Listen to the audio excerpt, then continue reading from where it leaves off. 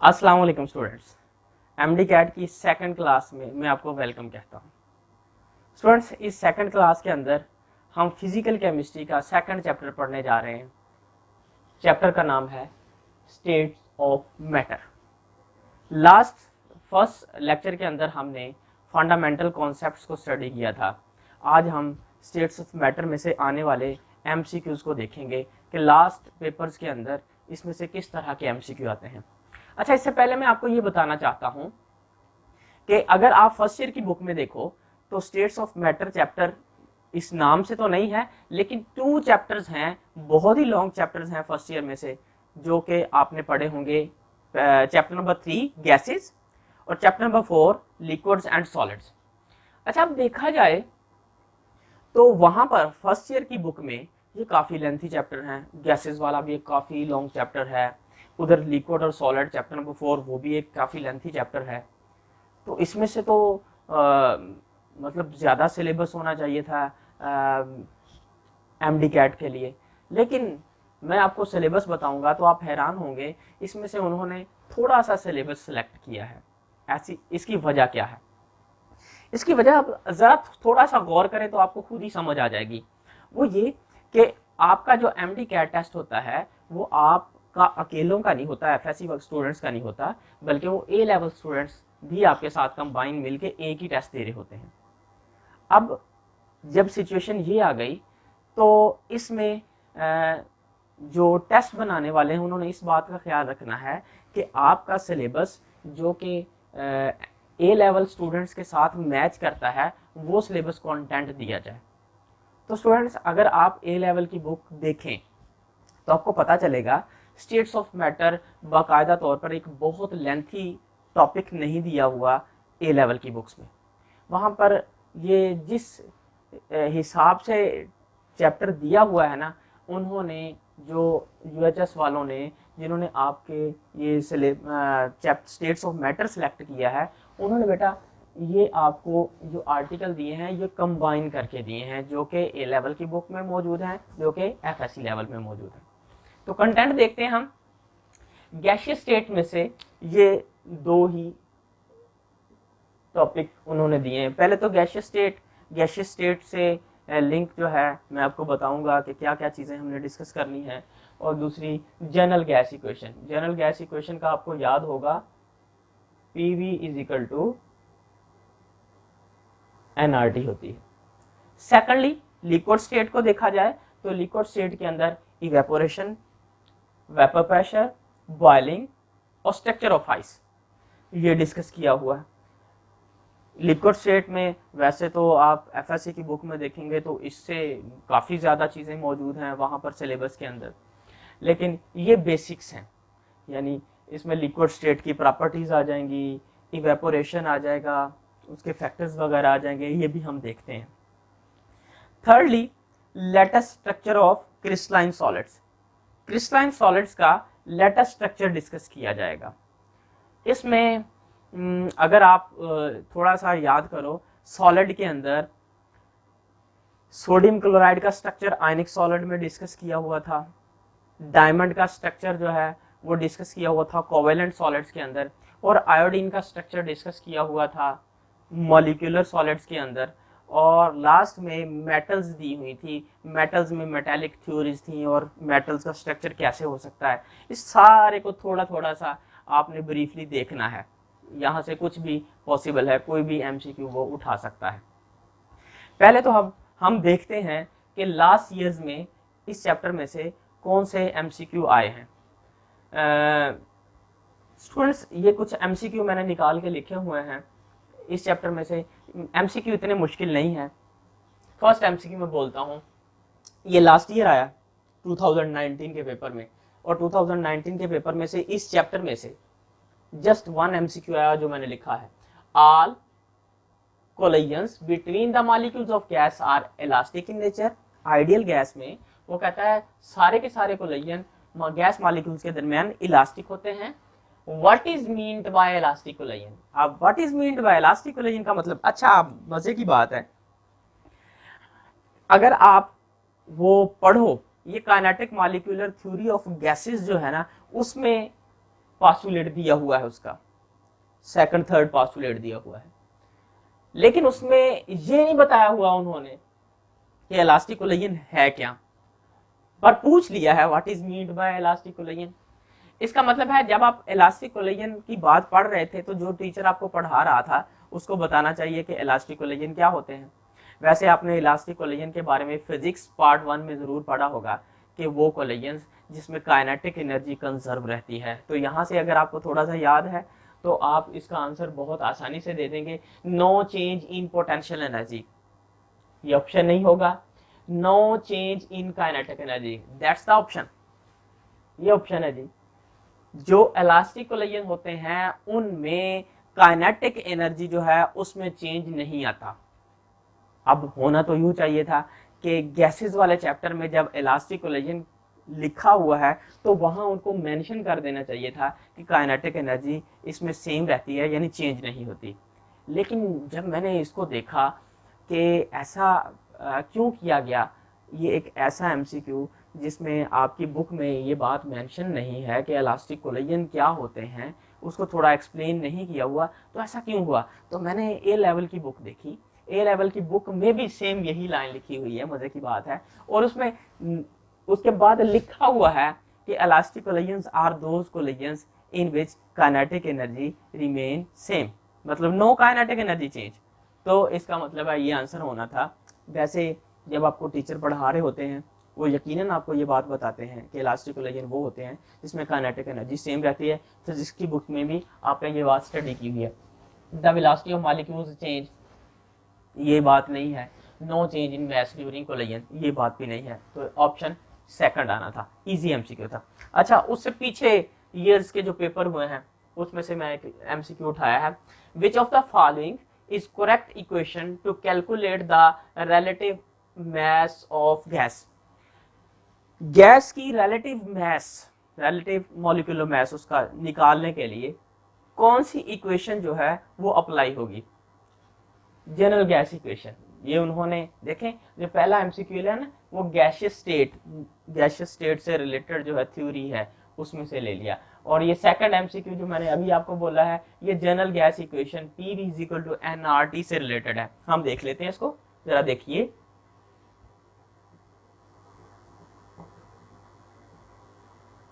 PV = nRT, जबकि n क्या होगा, n नंबर ऑफ मोल्स होते हैं और ये होता है मास ओवर मोलर मास। अब फाइंड करना है मोलर मास, रिलेटिव मास ये वाला, तो आप इसको इधर ले जाओ, इसको इधर ले आओ। MRT ओवर PV, तो कौन सी इक्वेशन है जो ये बता रही है MRT over PV, that's the equation, ये नजर आ रही है, तो ये आंसर आना था। सिंपल है, मुश्किल नहीं है, थोड़ा सा कॉन्सेप्ट दिया उन्होंने। तो अगर आप इस इक्वेशन को देखो और इसको थोड़ा सा सॉल्व करो तो आपको ये एमसीक्यू जो है वो आसानी से आप इसको सॉल्व कर सकते हो। नेक्स्ट है, London dispersion forces are the only forces present among. जी, अब लिक्विड स्टेट में फोर्सेस पड़ी हैं, उसमें ये जो फोर्सेस वाला आर्टिकल है ये नेक्स्ट जो मैं आपको थर्ड चैप्टर पढ़ाऊंगा, फोर्थ चैप्टर पढ़ाऊंगा केमिकल बॉन्डिंग, एक्चुअली उससे रिलेट करता है, लेकिन चूंकि लिक्विड स्टेट में है तो यहाँ भी हम इसको स्टडी कर सकते हैं। London dispersion forces, dipole dipole forces, ion dipole forces और dipole induced type of forces, इस तरह की फोर्सेस आपने लिक्विड के स्टार्ट में पढ़ी हुई हैं। उनमें लंडन डिस्पर्शन फोर्सेस आपने पढ़ी हुई हैं, those forces that are present only between the molecules of non polar molecules. Non polar molecule में जो सिर्फ और सिर्फ फोर्सेस पाई जाती हैं वो लंडन डिस्पर्शन फोर्सेस पाई जाती हैं। तो अब इसमें से देख लेते हैं, London dispersion forces are the only forces. कौन से मॉलिक्यूल्स ऐसे हैं जिसमें पाई ही सिर्फ लंडन डिस्पर्शन फोर्सेस जाती हैं। वाटर में, बेटा वाटर में लंडन डिस्पर्शन फोर्सेस होती हैं, लेकिन इसमें हाइड्रोजन बॉन्डिंग भी होती है। इसका मतलब है ओनली ये फोर्सेस नहीं है जो वाटर में पाई जाए। मॉलिक्यूल्स ऑफ HCl गैस, जी नहीं, HCl में डायपोल डायपोल फोर्सेस भी हैं, लंडन डिस्पर्शन फोर्सेस भी हैं, लेकिन लंडन डिस्पर्शन फोर्सेस कम डोमिनेंट है क्योंकि HCl और वाटर दोनों पोलर मॉलिक्यूल हैं। हम ये देख लेते हैं atoms of helium in gaseous state.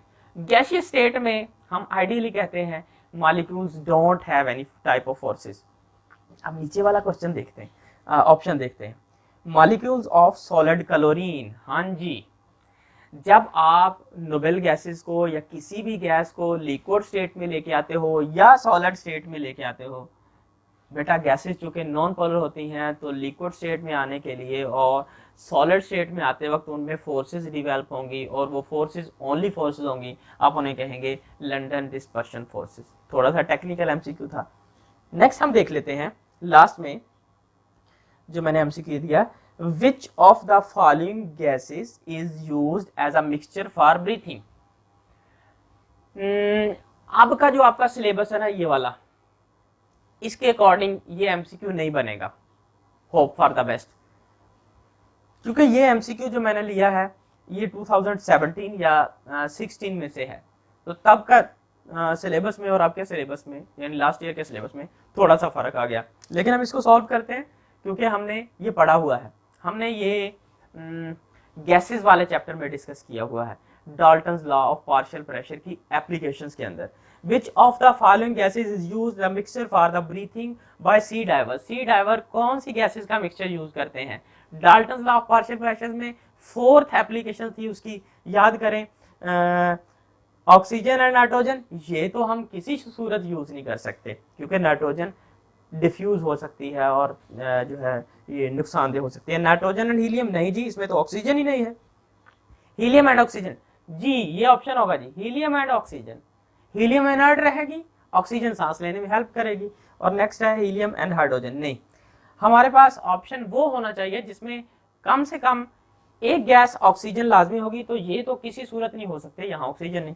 इन दोनों में से हमने सेलेक्ट किया हीलियम एंड ऑक्सीजन क्योंकि हीलियम इनर्ट रहेगी और ऑक्सीजन जो है वो ब्रीथिंग में हेल्पफुल होगी, ये प्रेशर को मेंटेन करेगी। अंडरस्टैंड जी।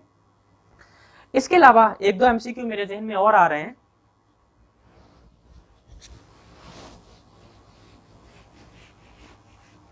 भी सिंपल है, ज्यादा मुश्किल नहीं।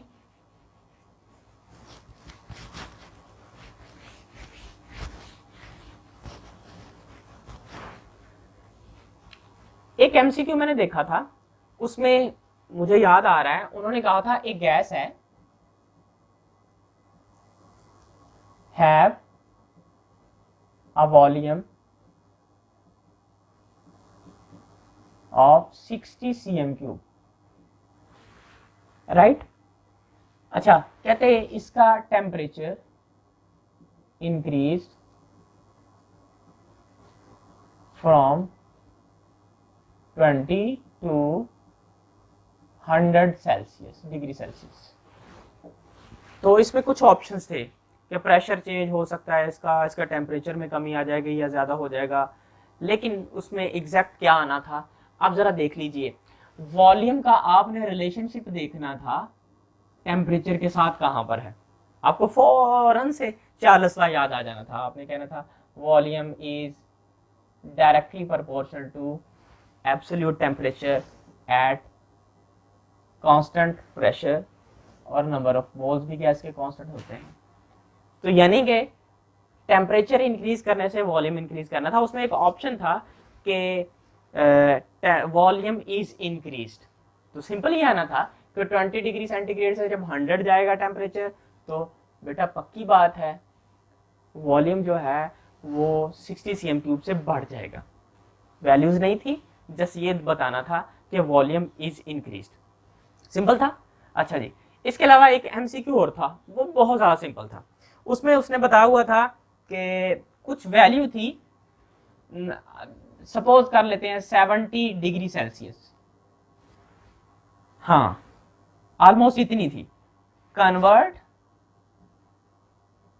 It into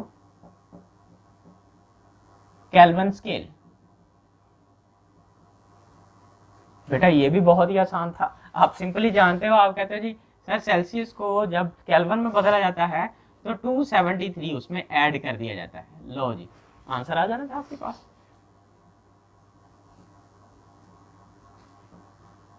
343 kelvin. तो इस तरह के सिंपल से एमसीक्यू इसमें से आएंगे। यहाँ तक मैंने जो पिछले लास्ट वाले पेपर्स देखे हैं उसमें से latest structure of crystalline solid में एक ही एमसीक्यू देखा जो 14-15 में आया हुआ था, वो था कि coordination number of sodium is. तो आप अगर सोडियम क्लोराइड का स्ट्रक्चर स्टडी करते हो तो उसमें हमें पता चलता है sodium is surrounded by 6 chloride ions, so it's coordination number is 6, while chloride is also surrounded by 6 sodium ions, तो coordination number of chloride ion is also 6. Understand? अब आपने इसको स्टडी कैसे करना है आपको कुछ अंदाजा हो गया है कि इसको बहुत ज़्यादा हमें यानी टेक्निकली कोई इतने ज़्यादा एमसीक्यू इसमें से नहीं पूछे जाएंगे। हमने इसकी गैसियस स्टेट को, उसके लॉज को देख लेना है और उसकी जो काइनेटिक मॉलिक्यूलर थ्योरी है उसके पास्टुलेट को स्टडी कर लेना है। और हमने दो पास्टुलेट याद रखने हैं कि जो पास्टुलेट काइनेटिक मॉलिक्यूलर थ्योरी बताती है कि there are no forces of attraction among the gas molecules, और सेकंड वन है volume of gas molecule is negligible as compared to the volume of vessel और वॉल्यूम ऑफ गैस। ये दो postulate बताती है लेकिन ये आइडियली फिट आते हैं और ये नॉन आइडियल रियल गैसेस पे हम इसको फिट नहीं कर सकते, अप्लाई नहीं होते। अंडरस्टैंड? तो ये बातें आप जो है इसमें स्टडी करेंगे। उसके बाद PV is equal to NRT आ जाती है, जनरल गैस इक्वेशन है स्टूडेंट्स। आप इससे D is equal to PM over RT density की इक्वेशन ड्रा करते हो, ये वाला। तो इसका भी आपने थोड़ा सा रिलेशन को देख लेना है कि मोलर मैस का D से, P का D से, T का D के साथ क्या रिलेशनशिप है। और इसमें से कोई सिंपल से वो न्यूमेरिकल बना सकता है, मतलब इसमें से आप देखें ना जी, R की वैल्यू तो आपको पता है, हर जनरल गैस कांस्टेंट है, इसकी वैल्यूज आपको याद होनी चाहिए। इसकी वैल्यूज जो है वो STP पे भी होती है 0.0821, और इसी तरह से इसकी वैल्यू जो है वो सिस्टम इंटरनेशनल में भी आपने पढ़ी हुई है 8.3143 जॉल पर केल्विन पर मोल। तो ये वैल्यूज जो हैं आपको R की याद होनी चाहिए। उसके बाद वो आपको ये देगा, ये पूछ सकता है, ये 3 दे सकता है, इसी तरह से वो ये और ये 3 फैक्टर दे सकता है, आपसे ये पूछ सकता है। यानी सिंपल कैलकुलेशन होगी, मुश्किल नहीं होगी, इसी इक्वेशन को अप्लाई करना होगा। अंडरस्टैंड जी? नेक्स्ट हम चलते हैं लिक्विड स्टेट की तरफ। लिक्विड स्टेट में इवेपोरेशन है बेटा। आप इवेपोरेशन एक non spontaneous evaporation is a spontaneous process which takes place from the liquid surface phenomena है इवेपोरेशन। और इसके फैक्टर्स याद रख लें कि सरफेस एरिया पे डिपेंड करता है, टेम्परेचर पे डिपेंड करता है और मॉइस्चर पे डिपेंड करता है। इस तरह इंटर मोलेकुलर फोर्सेज होती हैं, मॉलिक्यूल्स के दरमियान जो फोर्सेज होती हैं उन पे डिपेंड करता है। इस तरह वेपर प्रेशर जो है उसकी डेफिनेशन हो गई, और वेपर प्रेशर कौन से फैक्टर्स हैं जो वेपर प्रेशर को इफेक्ट करते हैं। और याद रख लीजिए कि वेपर प्रेशर जो है उस पे सरफेस एरिया का कोई इफेक्ट नहीं पड़ता, उस पे अमाउंट या वॉल्यूम का कोई इफेक्ट नहीं पड़ता। ये सिंपल बातें जो होंगी आप इसको स्टडी करेंगे। बॉइलिंग पे जाएंगे, बॉइलिंग क्या है, बॉइलिंग में हीट ऑफ वेपोराइजेशन है आ जाती, और फिर वेपोराइजेशन करने के बाद फिर कंडेंसेशन होती है। ये सिंपल सी बातें होंगी, आप पढ़ेंगे।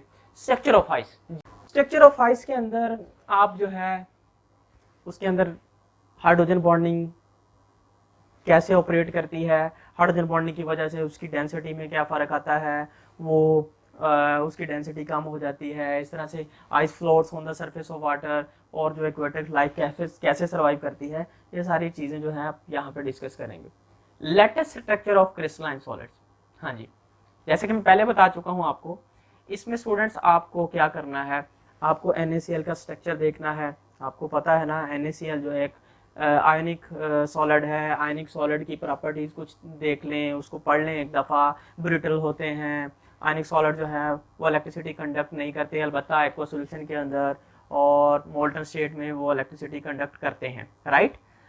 इसके अलावा आप चले जाएंगे फिर कोवेलेंट सॉलिड्स के अंदर और देखेंगे कि कोवेलेंट सॉलिड जो हैं वो दो तरह के होते हैं। एक जॉइंट स्ट्रक्चर बनाते हैं, एक लेयर्ड स्ट्रक्चर बनाते हैं। जॉइंट स्ट्रक्चर वालों की एग्जांपल जो है वो आप डायमंड डिस्कस करेंगे, और लेयर्ड स्ट्रक्चर वालों में ग्रेफाइट का थोड़ा सा रिव्यू दिया हुआ है कि वो किस तरह से 3 बॉन्ड्स बनाता है, एक इलेक्ट्रॉन फ्री होता है और इलेक्ट्रिसिटी कंडक्ट करता है। ठीक है जी। फिर मोलेकुलर सॉलिड्स की तरफ चले जाएंगे, उसमें देखेंगे कि 2 तरह की फोर्सेस होती हैं जिससे वो बाइंड होते हैं, उसकी एग्जांपल्स देख लेंगे। और उसमें आयोडीन का स्ट्रक्चर डिस्कस किया हुआ है, ए लेवल की बुक में भी थोड़ा सा ये